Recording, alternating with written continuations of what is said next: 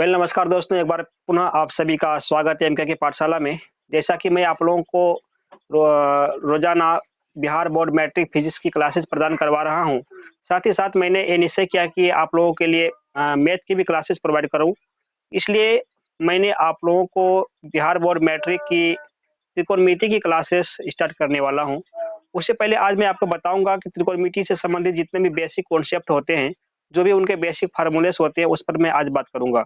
ये काफ़ी important chapter इसीलिए भी है और एक काफ़ी इम्पोर्टेंट क्लास आप लोगों के लिए इसलिए भी होगा, क्योंकि अगर आप एक क्लासेस नहीं समझ पाए, तो आपको संपूर्ण जितने भी लेसन्स होते हैं त्रिकोणमिति के, उसमें आपको हमेशा समस्या उत्पन्न होती रहेगी। तो मैं उम्मीद करूँगा कि एक आप क्लास पूरी तरह से देखें और इसमें जितने भी कॉन्सेप्ट बताया जा रहा है, उसे आप समझने की कोशिश करें, ताकि आने वाले आगे सभी चैप्टर में आपके लिए काफ़ी सुविधा हो जाए और आप बेहतर ढंग से क्लास को कर पाएँ। तो चलिए चलते हैं आज अपनी क्लास की तरफ। और साथ ही साथ एक छोटी-सी रिक्वेस्ट अवश्य करना चाहूँगा कि अगर ये क्लासेस आप लोगों को अच्छी लग रही हो और आपको लगे कि ये आपको कहीं न कहीं लाभान्वित कर रही है, तो कृपया इस चैनल को सब्सक्राइब अवश्य करें और अधिक से अधिक शेयर करें, ताकि मैं भी मोटिवेट हो पाऊँ और आपके लिए बेहतर से बेहतर क्लास प्रोवाइड कर पाऊँ। तो चलिए और समय ना लेते हुए स्टार्ट करते हैं आज अपनी क्लास को।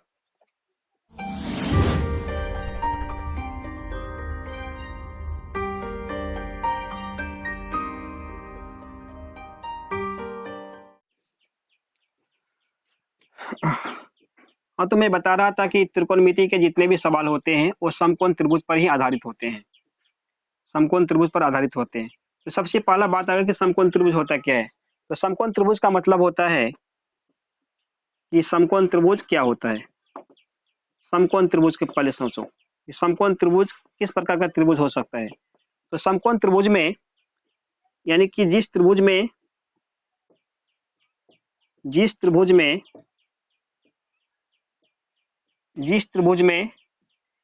एक कम एक कोण 90 डिग्री का हो 90 डिग्री का हो, उसे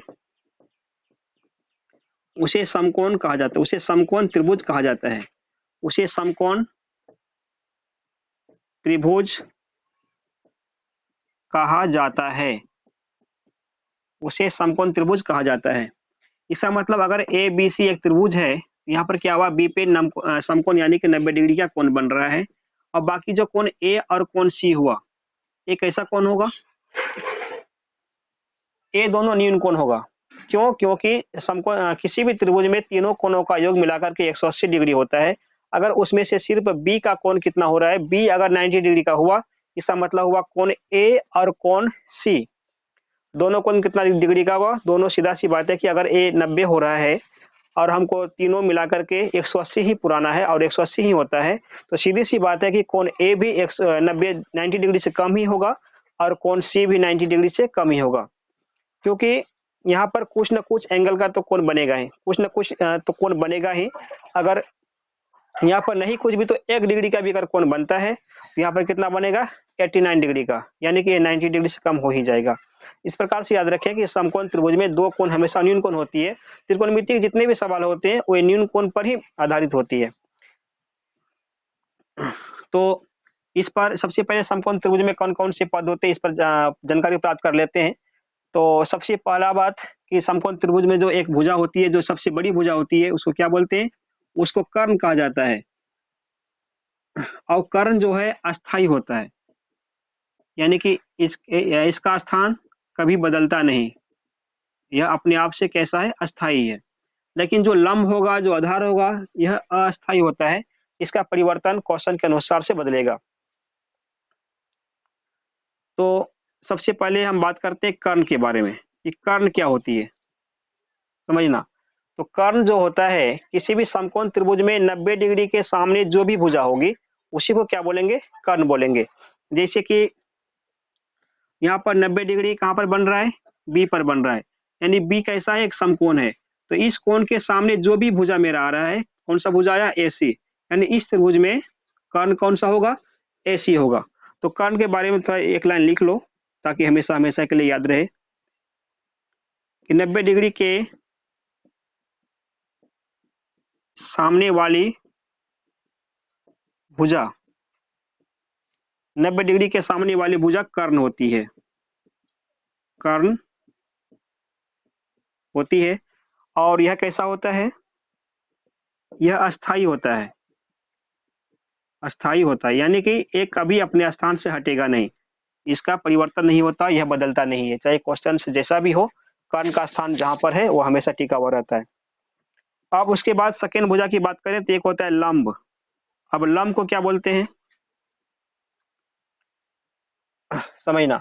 लंब जो है किसी न्यून कोण,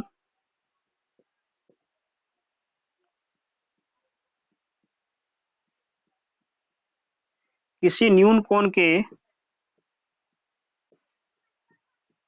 किसी न्यून कोण के सामने वाली भुजा को, किसी न्यून कोण के सामने वाले भुजा को लंब कहा जाता है, लंब कहा जाता है।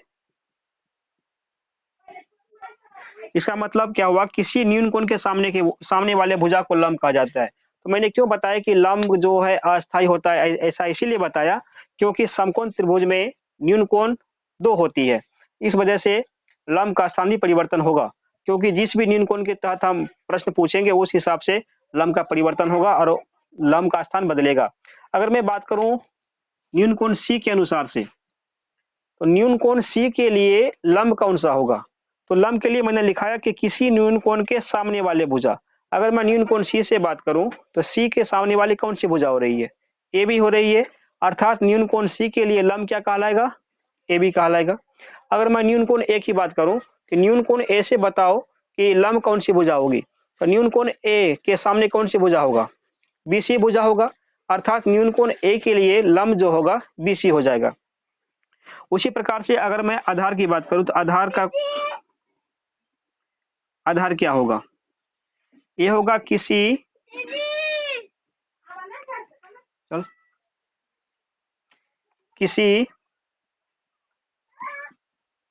किसी न्यून कोण,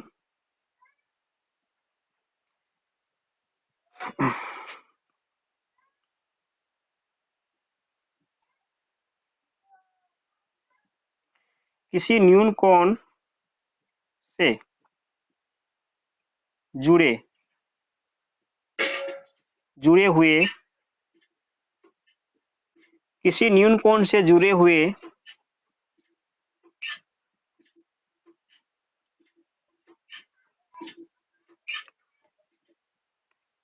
किसी न्यून कोण से जुड़े हुए भुजा को आधार कहा जाता है,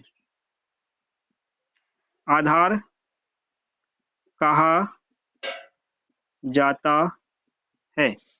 किसी न्यून कोण से जुड़े हुए भुजा को क्या बोलते हैं? आधार बोलते हैं।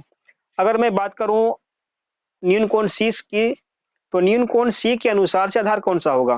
तो न्यून कोण सी से कौन सा भुजा जुड़ा हुआ है? एक तो बीसी भुजा जुड़ा हुआ है, दूसरा एसी भुजा जुड़ा हुआ है। तो एसी तो कभी आधार हो नहीं सकता, क्योंकि मैंने पहले बता दिया था कि एसी क्या होता है? कर्ण होती है और कर्ण हमेशा अस्थाई होता है, वो अपना स्थान नहीं छोड़ता। इस वजह से एसी का तो संभव नहीं। दूसरा ऑप्शन क्या बच गया? बीसी, यानी कि न्यून कोण सी के लिए आधार क्या होगा? बीसी होगा। अगर मैं अब बात करूं न्यून कोण ए के लिए, तो न्यून कोण ए के लिए आधार कौन सी होगी? आधार के लिए मैंने क्या लिखाया कि जिस भी न्यून कोण से जुड़ा हुआ किसी न्यून कोण से जुड़े हुए भुजा को आधार कहा जाता है। तो न्यून कोण ए से कौन कौन सी भुजा जुड़ा हुआ है? एक तो एसी जुड़ा हुआ है, एसी तो आधार हो नहीं सकता क्योंकि यह लंब है और जो अस्थाई है। तो दूसरा ऑप्शन क्या बच गया? ए बी ही तो बचा। इसका मतलब न्यून कोण ए के लिए आधार ए बी होगा। तो मैं समझता हूं कि अभी आपको कर्ण, लंब और आधार से संबंधित जितने भी डाउटें थी वो क्लियर हो चुकी होगी, और उसके बाद मैं इससे संबंधित और आपको इसका स्पष्टीकरण और बेहतर ढंग से कर देता हूं, ताकि हमेशा हमेशा के लिए आपको कर्ण और आधार से संबंधित या फिर लंब से संबंधित जितने भी डाउट हैं, जितने भी समस्या हैं, वो हमेशा हमेशा के लिए दूर हो जाए, और जिससे कि आपको त्रिकोणमिति के सवाल को बनाते समय आपको किसी प्रकार की कोई परेशानियां ना हो। तो एक त्रिभुज जैसे यहाँ पर लिखा हुआ है, इसका स्पष्टीकरण मैं करता हूं कि न्यून कोण किसके लिए? सी के लिए। न्यून कोण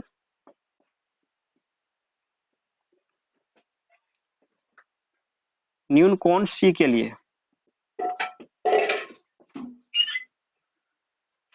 न्यून कोण सी के लिए इसी त्रिभुज में से हम देखेंगे या कर्ण का मान क्या होगा, कर्ण बराबर क्या है, या आधार बराबर क्या है, और फिर लंब बराबर क्या है। तो कर्ण का तो कोई दिक्कत नहीं, मैंने बताया था कि कर्ण हमेशा क्या होता है, फिक्स होता है।